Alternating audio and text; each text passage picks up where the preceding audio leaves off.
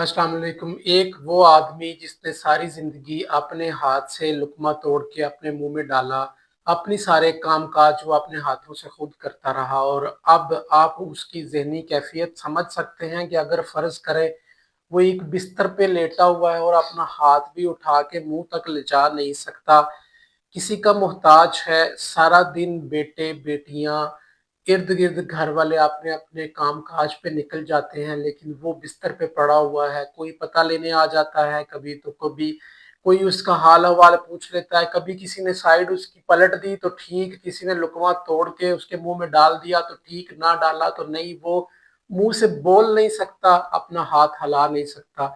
ये है फालिज का मरीज। फालिज क्या चीज है? फालिज दो किस्म के होते हैं, एक को हम हेमरेजिक कहते हैं, एक को इस्कीमिक कहते हैं। मतलब ये है कि ये ब्रेन है मगज बंदे का, इसके दो साइड्स होती हैं, राइट और लेफ्ट। ये दोनों साइड्स बंदे की बॉडी के दोनों सिस्टम दोनों साइड्स को कंट्रोल करती हैं। दाएं वाली बाएं से साइड को कंट्रोल करती है और बाएं वाली दाएं साइड को कंट्रोल करती है। ये अपने न्यूरोट्रांसमीटर्स केमिकल्स निकलते हैं जिनके साथ नर्व्स के जरिए पूरी बॉडी का सिस्टम कंट्रोल कर रही होती है। अब अगर फर्ज करें ब्रेन का कोई एक हिस्सा जिसको खुद को शुगर चाहिए है, विटामिन्स चाहिए हैं, मिनरल्स चाहिए हैं, वो सब उसको मिल रहा होता है ब्लड की सप्लाई के जरिए, खून की नालियों के जरिए ऑक्सीजन भी जा रही होती है। अगर फर्ज करें किसी वजह से खून की कोई सी नाली बंद हो जाए या फट जाए, तो क्या है कि ब्रेन के जिस हिस्से को खून की सप्लाई बंद होती है, तो वो वाला हिस्सा अपना काम करना छोड़ जाता है। अगर कोई मेजर मेन नाली बंद हो जाएगी या फट जाएगी, तो मेन हिस्सा जो है पूरा राइट साइड, अगर फर्ज करें उसको खून की सप्लाई बंद हुई है, तो लेफ्ट पूरा जो है बंदे का वो काम करना छोड़ जाएगा। अब ये फालज जो दो किस्म के इस्कीमिक और हेमरेजिक जो हम कह रहे हैं, इस्कीमिक का मतलब ये है कि कोई क्लॉट आया, कोई ना कोई रुकावट खून की नाली के अंदर आ गई, जिसकी वजह से क्या हुआ है कि आगे खून की सप्लाई जाना बंद हो गई, तो उसकी वजह से जो फालज होगा उसको हम इस्कीमिक कहते हैं। और फर्ज करें बहुत ज्यादा ब्लड प्रेशर शूट करने की वजह से या किसी भी प्रेशर की वजह से कोई खून की एक नाली फट गई, उसकी वजह से खून लीक होके ब्रेन के अंदर जमा हो गया, क्लॉट बन के अंदर एक लोथड़ा पूरा इकट्ठा हो गया, उसको हम हेमरेजिक कहते हैं।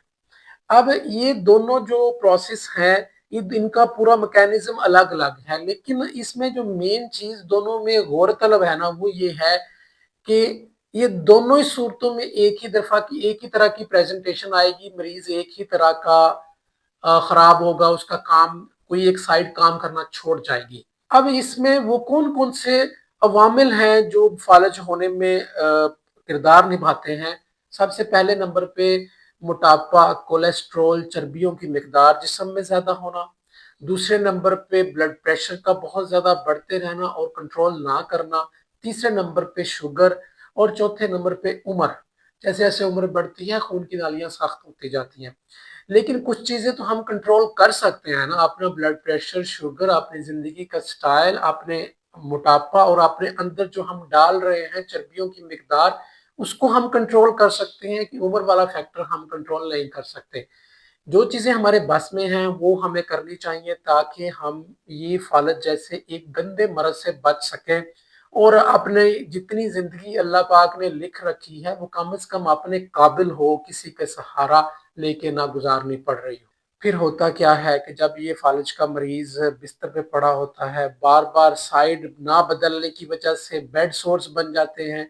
एक ऊपर वाले वसा भी थक जाते हैं, आखिरकार कितनी दफा एक बाबा जी को वो साइड को बदलेंगे, जिससे क्या होता है कि कमर बेड पे लगने की वजह से, जख्मों की वजह से मरीज गल सड़ जाते हैं, नुकसान उठा के आखिरकार एक बड़ी खतरनाक किस्म की मौत में मुब्तला होके इस दुनिया से जाते हैं।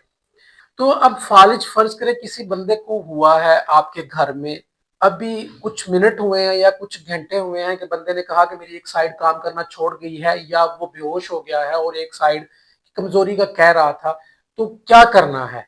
देखिए इसमें थोड़ा सा एक बात को अगर गौर कर ले, आपके पास 3 से 4 घंटे पहले जो है 4.5 घंटे तक टाइम इस तरह का है कि अगर वो वाला टाइम में आप मरीज को हॉस्पिटल लेके पहुंच जाएं, सीटी स्कैन होके हमें ये पता चल जाए कि ये इस्कीमिक है या क्लॉट आया है, تو हम उसको 100% वापस ला सकते हैं। एक इंजेक्शन होता है, टीपीए बोलते हैं, टिश्यू प्लाज्मिनोजेन एक्टिवेटर, जो कि अगर 4 घंटों से पहले पहले अगर डॉक्टर आपको लगा देता है तो उसके साथ आपका मुस्तकिल वाला डैमेज जो है वो वापस हो जाता है। आपका मरीज 100% बिल्कुल ठीक हो जाता है, कोई नुकसान नहीं हुआ होता। और ये एक लिस्ट आपको दिखाई जा रही है पाकिस्तान के अंदर, पंजाब में गवर्नमेंट के कौन कौन से हॉस्पिटल्स हैं जहां पर टीपीए लग रहा है। इस लिस्ट को आप गौर से देख लें। आपका मरीज अगर फर्ज करें फालज में मुब्तला हो गया है तो 4 घंटों से पहले पहले हॉस्पिटल पहुंच के सीटी स्कैन करवा के अगर टीपीए आप वहां पे लगवा लेते हैं तो पक्के वाला डैमेज आपका बच सकता है।